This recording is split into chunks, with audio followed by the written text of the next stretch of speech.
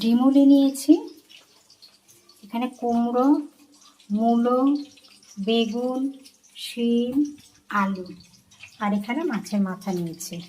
এই সমস্ত দিয়ে একটা চচ্চড়ি বানাবো। মাথাগুলো ভেজে নেব। প্রথমে মাথাগুলো ভেজে নেব।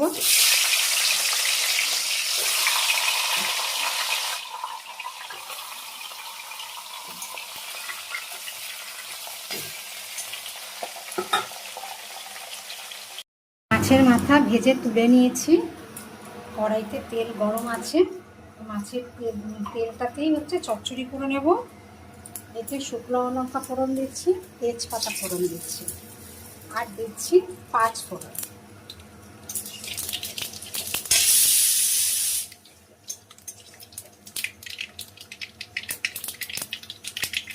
ভাজা ভাজা হয়ে গেছে। এবার সবজি তুলে দেবো।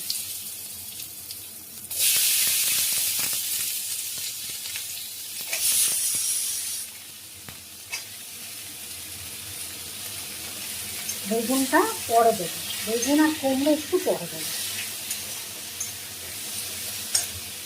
এটাও দিয়ে দিচ্ছি, ডিমুলিটাও দিয়ে দিলাম। এগুলো সেদ্ধ হতে একটু সময় লাগে। এবার আমি একটু ঢাকা দিয়ে দিচ্ছি।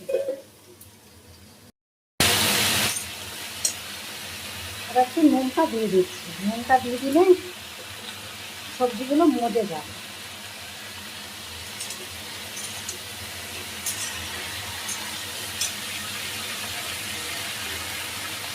কুমড়ো আর বেগুন দিয়ে দিলাম।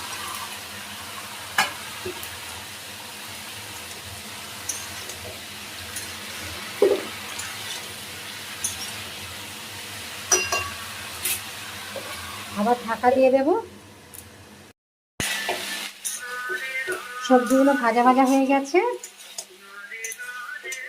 এবারে হলুদ, লঙ্কা, শুকনো লঙ্কা, কাঁচা লঙ্কা দিয়ে দিচ্ছি।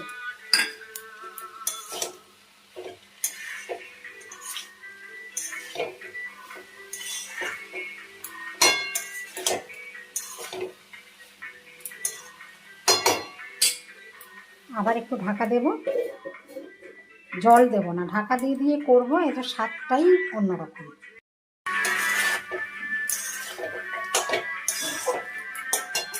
এবারে মাছের মাথাটা দেবো। ভেঙে নিয়েছিলাম মাছের মাথাটা,